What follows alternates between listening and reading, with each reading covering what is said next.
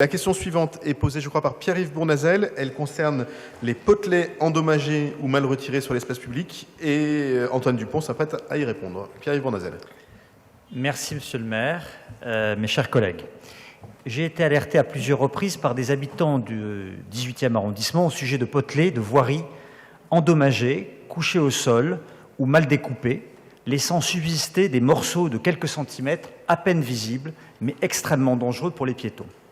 Ces morceaux, parfois tranchants ou instables, constituent de véritables pièges, notamment pour les enfants, les seniors et les personnes à mobilité réduite. Plusieurs riverains m'ont fait part de chutes récentes causées par ces aspérités invisibles sur les trottoirs et les conséquences peuvent être graves.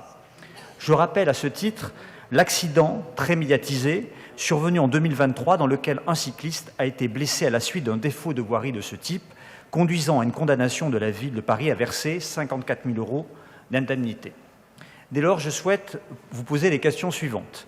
Comment la ville organise-t-elle aujourd'hui le recensement, le traitement et la réfection des potelets endommagés ou à terre?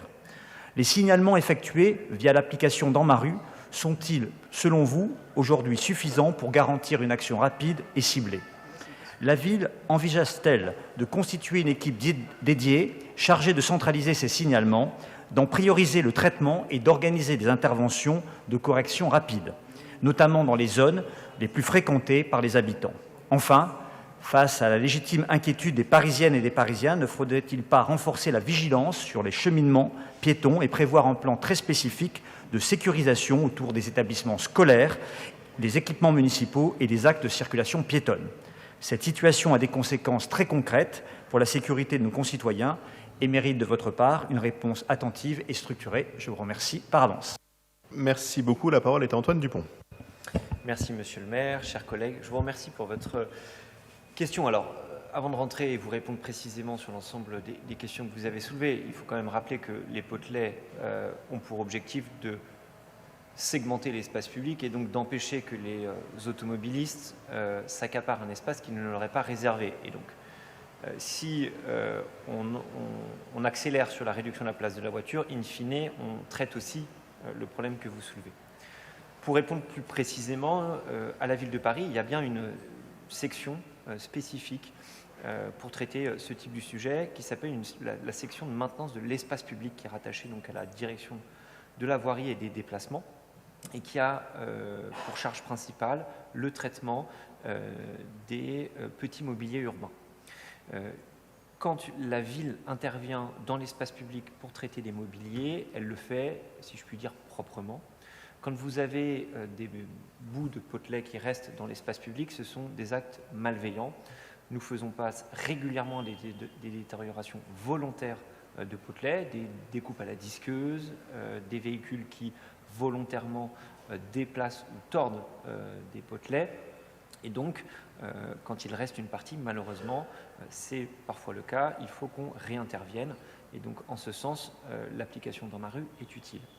Pour en revenir sur ce dernier point, il faut savoir qu'en 2024, nous avons eu, en signalement de voirie via l'application que j'ai évoquée, 6 650 signalements et que la mairie du 18e, via les services concernés, en ont traité 87%. La moitié des signalements Dans ma rue, plus de la moitié même, on est à quasiment 52% des signalements Dans ma rue viennent des agents de la ville, agents de la propreté, agents de la police, les élus, les services techniques en mairie. Et donc on a un engagement très fort des agents sur la remontée des signalements. Ça reste le moyen le plus efficace pour remonter ce type de problème puisque les signalements arrivent directement aux services concernés, d'où la demande de classification préalable via l'application qui est faite. Je finirai par les aménagements de l'espace public. On a engagé à la Ville de Paris une politique de désengorgement de l'espace public, l'objet étant de limiter les petits mobiliers urbains dans l'espace public pour éviter ces désagréments. Je prends un exemple d'un quartier que vous connaissez bien, qui est celui de Montmartre. La rue Audran, quand elle a été transformée en zone de rencontre, à l'époque, il nous avait été demandé, pour limiter le stationnement sauvage, de mettre des potelets sur l'ensemble de la rue. Je m'y étais opposé. pour la simple et bonne raison que le piéton, dans une zone de rencontre, est prioritaire sur l'ensemble de la chaussée. Et donc c'est très antagoniste de mettre ce type de mobilier. Aujourd'hui, ça fonctionne extrêmement bien.